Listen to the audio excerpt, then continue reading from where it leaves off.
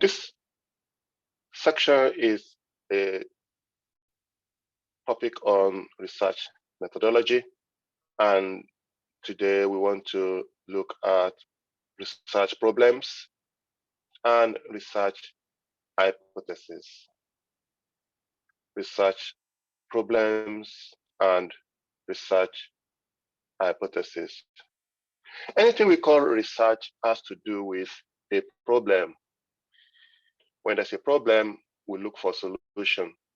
And in an attempt to find a solution, then you do a research. You want to find out what is happening. I used an illustration the previous time we met through in-person seminar about drinking water in a particular location somewhere. Now, just walking around, you observe that people in this community, they don't have good water supply. And you see children drinking unhygienic water. You are so much concerned. So in your research, you are starting with problem. You saw a problem and you want to find a solution to it. Then you now begin to ask probing questions. Why don't this community have good water supply? And what is the effect of drinking poor, unhygienic water in this community in the lives of the children? What economic impact would that have on the family? And how much problem would that cause for the children that are going to school? How they go to school? How they be in good health? And the kind of concern even for their parents. So you can bring up a lot of research questions from mere looking at people drinking unhygienic water, bad water supply to a particular community. And it can lead you as far as looking after children, can take you to public health, can take you through to budgeting by the government, can take you through to just name it, hospital, training of healthcare workers, training of nurses and doctors, can take you through, and even through surgery, surgeons, looking after people. So you identify a problem and look for how to solve it. So with that, you are doing your research. My question to you today is, what problems have you identified? What problems have you identified in your community, in your research journey? And how are you working hard to solve that problem? So when we talk of research problem or research problems, it means what is not ideal, which you found, and you are looking for a solution to it. If you want to stay with water supply to a particular community, you take a budget, and some people are using borehole. Okay, if you're using borehole, how much income would that provide? The companies that are digging boreholes for them, or is there any better way of getting water supply to the community? And those who are specialists in borehole will go and look for another kind of job which they will be doing. Or those who have invested in sachet water production will look for another job that will still help them, but the community will be able to have access to good water supply. So you can develop research questions from research problems. So that's one way of looking at it. Then let's look at another problem in the various communities, like automobile accidents nationwide. The problem you've identified may be, why do people get involved in automobile accidents nationwide? But nationwide study may be so broad, you may look at just one community and then compare with another community, compare with 3 communities, and then propose a kind of hypothesis. Now, from my findings from 3 communities, I observed that this trend cut across all the 3 communities. That becomes your hypothesis. But if you begin to do something like that across a whole continent and making it global, it may form a theory that we have done this research very well from one community to the other, from one country to another, and globally, this thing cut across that for any community to be having increase in automobile road accidents, this factor is essential. These factors must be controlled or must be worked on to make sure that there is safe driving in your various communities. So the question still comes in, what are the problems you've observed in your various communities and what are the problems you want to solve? So that one will lead you into your research problems. And as you continue to examine your research problems, you will bring up your research questions, the question that will help you to resolve the problem that you've identified in your community. So let us take a look at automobile accidents nationwide, whatever be your country, whatever be your community. Now, when you begin to search, thinking and pondering on the cause of automobile accidents, road accidents in your area or where you live, you may identify types of cars. What are the type of cars being brought into your community, into your country? Are they new, brand new one? Are they used one? That may be a factor, but you're not sure yet because this is a research. You cannot just conclude. Then you may think of roads. How good are your roads? And how well maintained are the roads? That may not be the only factor, but it may be a factor which you consider. It may be the life of the drivers. How well trained are your drivers? You think about it. How well trained are your drivers? And what are the ages of drivers that often involve in accidents? Are they younger ones or elderly ones? So these are factors that may be involved in your research in automobile accidents in your country or in your state or in your town. You may think about their posture. Is it drunkenness, drinking too much? They are drunk. Most of the people involved in accidents, are they drunk or they are not drunk? Are they under drugs? Are they intoxicated? These are the things that will be pondering your mind when you see automobile accidents. We take up domestic problem. Those who are the drivers who are often involved in accidents, are they people that are from unhappy homes? Probably they're not happy, they are not in good mood when they drive. All these dots could be connected that, okay, out of 100 samples that you had, now 80% of the drivers who are involved in accidents do not have a happy home. That could be a factor, not because they are drunk, and could be that 80% of them, they are drunk, that be drunkenness, and most of the roads are good, could be overspeeding. Or some may go into metaphysics. There's an invisible power in your country that makes your vehicles to have accidents. Then some people will go into that, those into philosophy and religion. They will help you sort that one out. How much involvement is metaphysics in the cause of road accidents in your country? So it's a research. Don't put one aside, say, no, I will not talk about that. You talk about everything. But if it is in 2 or 3 communities, then you are just trying to build hypothesis because you cannot generalize it globally. But if it is becoming global, then it forms a theory. It's been tested. The major cause of accident in Ghana is this. The major, from the findings from 1,000 countries, from 1,000 communities or 5 countries, we observe that the cause of the rise in automobile accident is this or are this.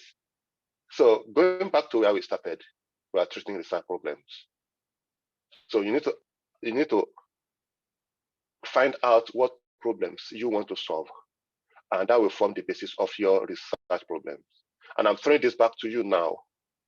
What are the problems you are trying to solve in your research? Just in the last few minutes, I've mentioned poor drinking water. It's a problem. I've mentioned automobile accidents, increase in automobile accidents in a particular community or in a country. It's a problem. So I'm not going to give you your own research problem. You have to think, reflect in your area of study. You read very widely and you look at your various communities and look for the gap. What has not been said or the problems that have not been resolved. Then look for how to help. in resolving it. So when you identify the problem, and there are so many things flying around which are the causes, but you are not sure, because you need to take it through what you call academic scrutiny or empirical scrutiny. You need to scrutinize it. Don't just believe what people say. We need to concretize it through experiment, through research, through findings, to know what are the solution eventually. Identify the problem, you find the research question, then we now have to find out research method. What method are you going to use to find a lasting solution or to answer the question which you are bringing forward? So, what is your own research problem? So I've said mine in this seminar or lecture. What is your own research problem? Have you been thinking about it? So you need to begin to bring together your ideas. And for your supervisors, you may like to begin to speak with them, to speak to them about what you consider to be research problems you want to go into, and the possible research questions, so that you begin to think of how to write your research proposal and get ready to start working. So I end this session by asking you the question, what are your research problems? If you know the problems you want to solve, and you know the factors and basis of the problems, if you don't, then you need to read widely and make inquiries around the topic to be able to know what is available, and you need to know what you want to find in your own study. Okay?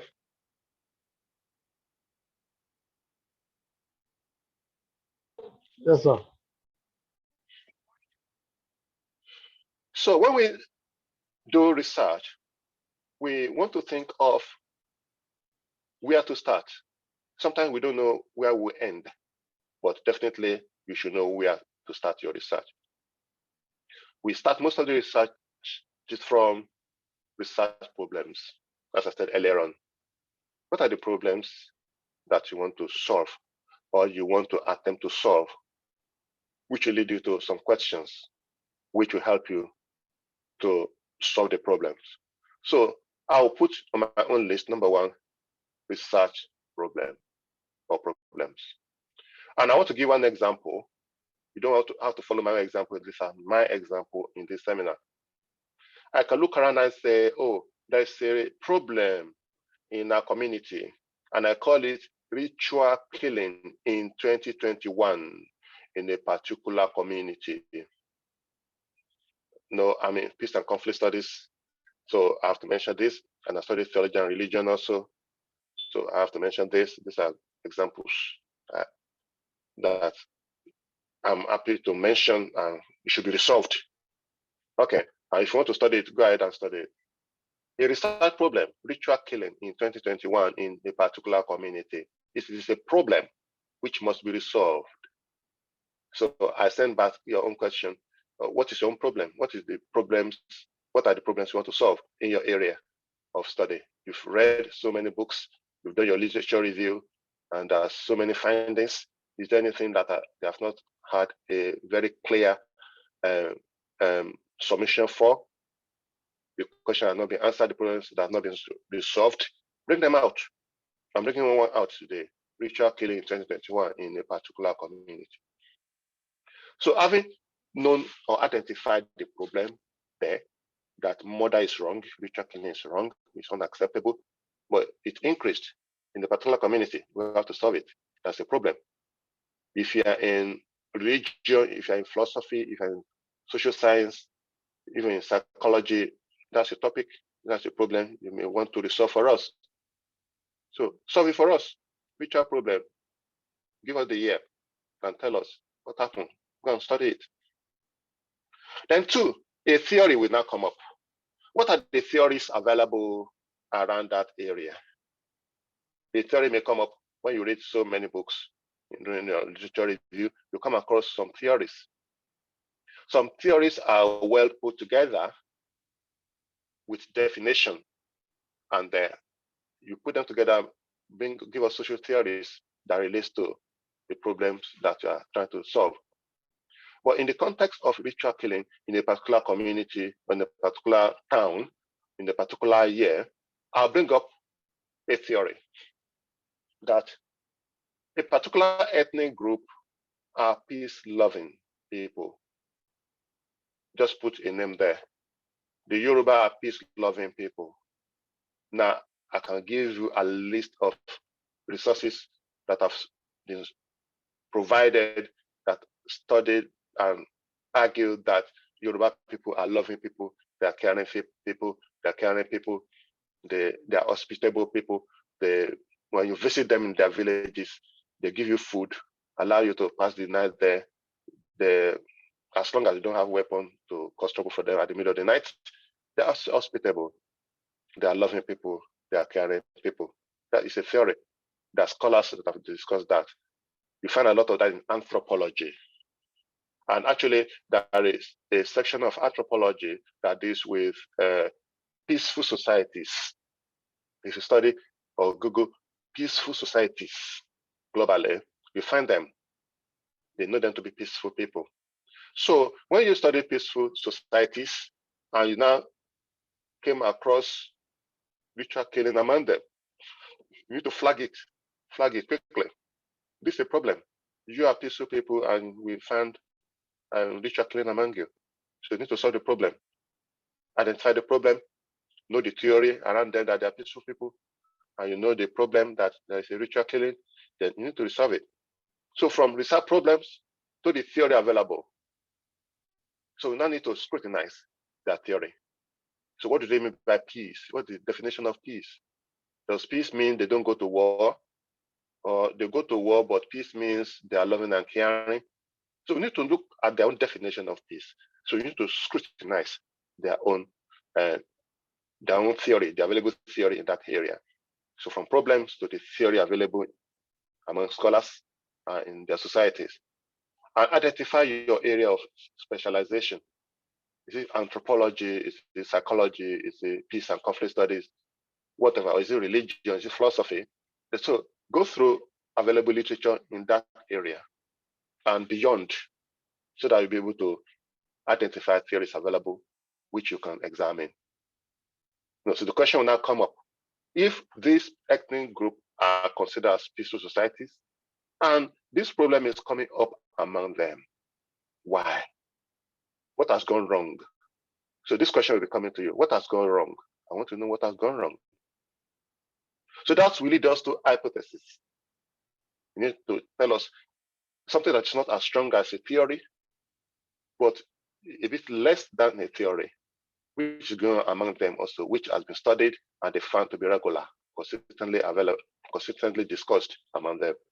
I would say poverty, or could poverty be a cause of violence?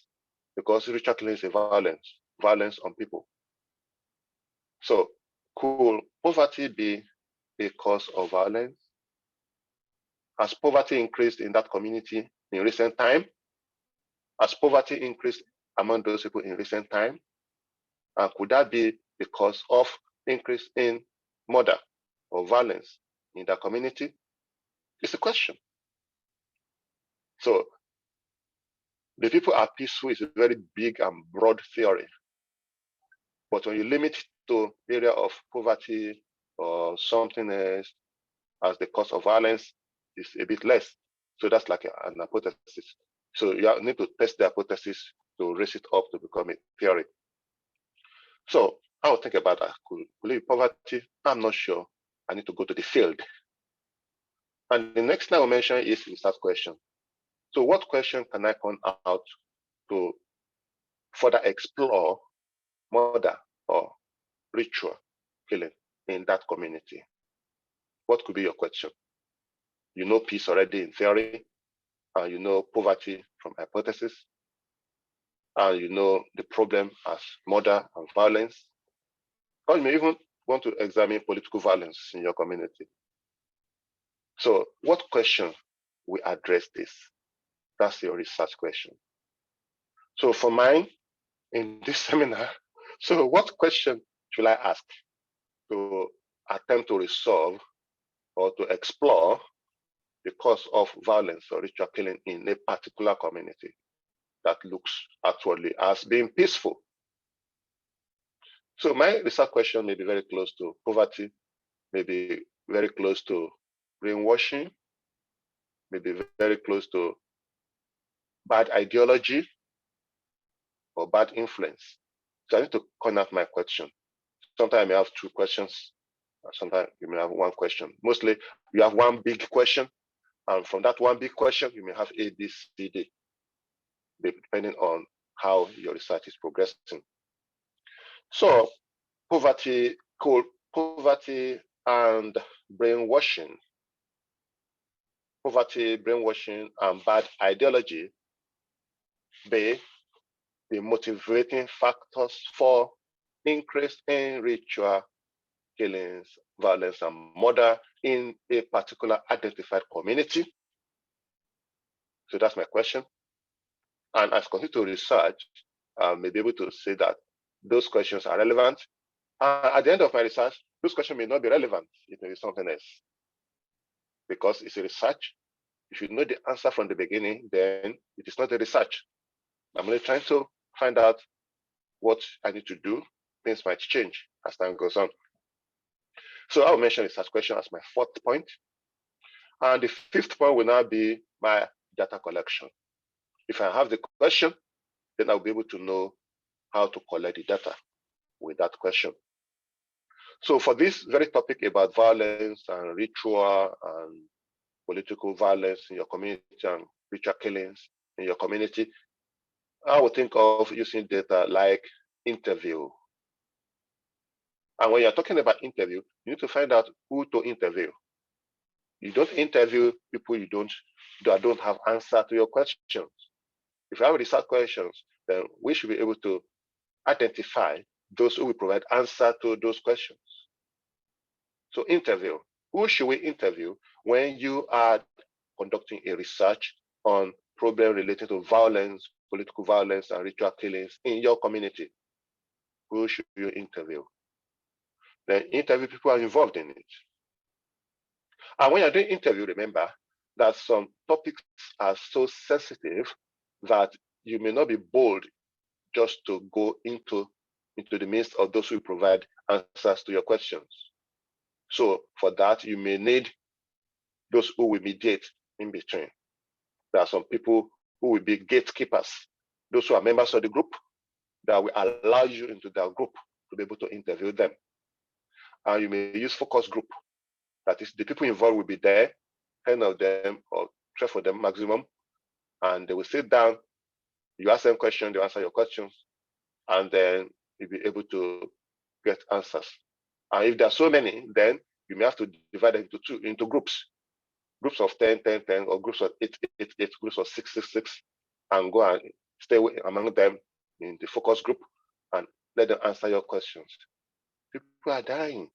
Violence is increasing, especially during election. Why? What shall we do? What is going wrong? They will tell you the truth. Then you let us know the cause of violence. Actually, every time election is being done in a particular country, there is increase in violence, increase in murder, increase in ritual killings. And when there's no election, people seem to look peaceful. There is less violence and there is less ritual killings. So you give us an hypothesis from that. Maybe the theory later in the future. Interview. So interview can be one-to-one. Interview can be a reformed kind of interview, which is a focus group. We don't call it interview if it is a group. It's called focus group. And all this fall under qualitative research, qualitative analysis. We want to find out how it happened, how and why it happened. Not how many, but how it happened. And this may lead to a kind of mixed method. If you want to know how many are involved, so you may use mixed method. Just to know how deep the problem is. The problem is so deep, the number is increasing, and it's affecting lives of people. People are so worried. People live in fear. So how many? Yes, is important. And how has it affected the people? That is qualitative. How many is quantitative. And how deeply it has affected the people is qualitative. So you use mixed method. Then you may bring up a survey. If you want to cover a large number of people, you can use a survey. And your survey can be in form of questionnaire, which people will fill paper, or it could be electronic, which you go into their emails and WhatsApp, they will fill, and you generate your data from that. So if you use survey, electronic survey, you get it on your computer as they fill the form, and you use interview. So you combine the two together to form the mixed method to find out the reason for the rise in murder, killing, rituals, violence in a particular community. So the data you collected now will help you for empirical scrutiny of your research problem, so that I'll be able to let the world know what is going on and how the world can be of help, how scholars can be of help, how community can be of help. So there are so many methods that could be used depending on your research question and research problems and where you are conducting your work. In a place where you are not having access to the group, so you may need somebody who will be the go-between, like a gatekeeper or informant. We use the word informant for them. So if you cannot enter into the group because they think you will leak their secrets, then you need one member of their group who will be your informant, who will provide all the information for you, and then you document it.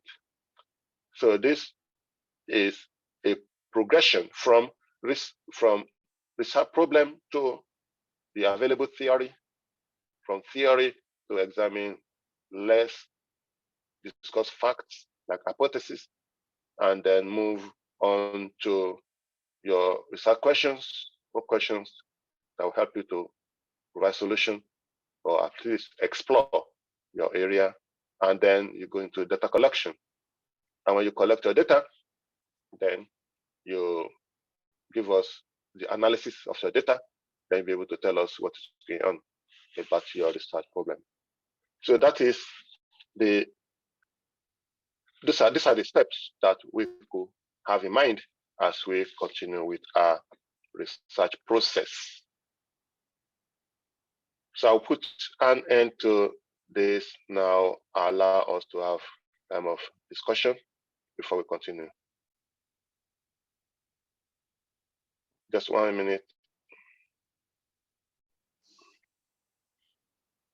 So according to Alan Bryman in Social Research Methods, an hypothesis is an informed speculation which is set up to be tested about the possible relationship between two or more variables.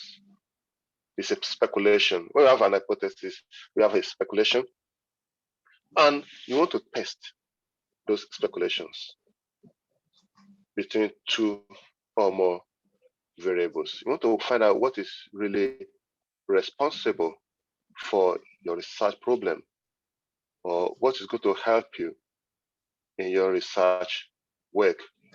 And that will help you to, of course, design your research question. What questions are you going to ask so that you'll be able to solve your research problem? And when you set your question now, you'll be able to decide what methods are you going to use to answer the question. That leads me to where I started before, that your research problem could be resolved sometimes by interview. But interview is not just as simple as that. Interview has to be done with the person or persons that have a clue or answer to your questions. So when you are researching about a particular problem, one of the questions that will come to mind is, who are the people that can provide answers to these questions? Then you go to them. Take, for instance, you are researching high school education. So the possible people that provide answers to that will be teachers in high schools, head teachers or principals in high schools, the high school students themselves. It is about them. Occasionally, you might involve hired teacher to tell you what they knew before they retire. Definitely, you cannot just go to an engineer working in a company to answer questions for you. So if you want to research high school education and all the participants are engineers working in factory, you know you got it wrong, very, very wrong. So find out who are the people that will provide answers to your questions, and then you involve them in your interview. And if it's so large a group, or if it is a specialized area, you may want to have case study. So study the case separately and then give us your findings. And if it is spread across a particular group or a particular region of the country where you study or you do your research, you might want to think of something like focus group, so that the group of people that can come together to examine what you are researching will be together, from group numbering from 6 to about 10 in each group. If there are more than 15, then split them into 2 different groups and let them address your research questions to be able to examine what you are researching. So you now compare all the variables available, 1 or 2 or more, no, 2 or more variables, compare them to find out what your findings will be. That's about hypothesis. So a theory is a body of knowledge, what people have found out over the years. That I gave in my illustration earlier on, that a particular ethnic group is peaceful. It's a theory. Probably many academics have researched it. They said this group, they are peaceful. Maybe in anthropology, they know them that to be peaceful societies. That is fine. It's a theory. But let us bring up hypothesis now. What makes these people peaceful? What makes these people peaceful? That's an area we need to examine further. Tell us what makes them, tell me what makes them peaceful. And what is done. When that is done, sorry, there's background noise here. Sorry.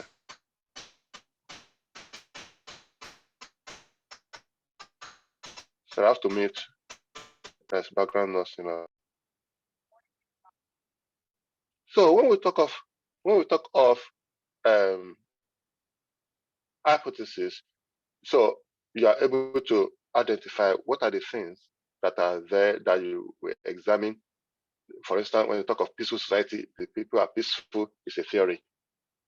But let's look into hypothesis now. Why are they peaceful? What are the variables that support them to be peaceful? So examine those ones. When one is removed, will they remain peaceful? Or when some other conditions are added, will they remain peaceful? So we look at those ones under the hypothesis. So from hypothesis now, you now begin to gather data. What are available, what are not available through the method you have chosen, whether interview or focus group or case study or even survey. So bring your data together and then do your findings. You do your data analysis and let us know what your findings are through that study. So after your findings, you now let us know whether your hypotheses are confirmed or rejected, whether when a particular factor is removed from that community, they will remain peaceful, or when all those factors are there, or more factors are there together, they will still remain peaceful. Then you now do a kind of revision. You revise your theory. That's the process of deduction. From theory through hypothesis to data collection, findings, and then revision of your theory. So that's it. So I will end this session by saying we should think well about our research problem. What is your research problem? And how can you get over it?